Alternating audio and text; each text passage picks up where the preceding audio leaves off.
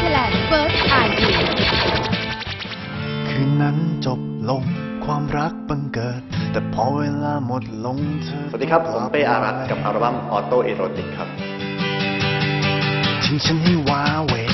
มาเลยอยากแต่งเพลงครับอยากร้องเพลงอยากเล่าเรื่องราวแล้วก็อยู่ดีก็แต่งเพลงได้ครับตัวบินไปกลัวลาล้ำเปิดเป้อารัตน์มาเลยทั่วประเทศ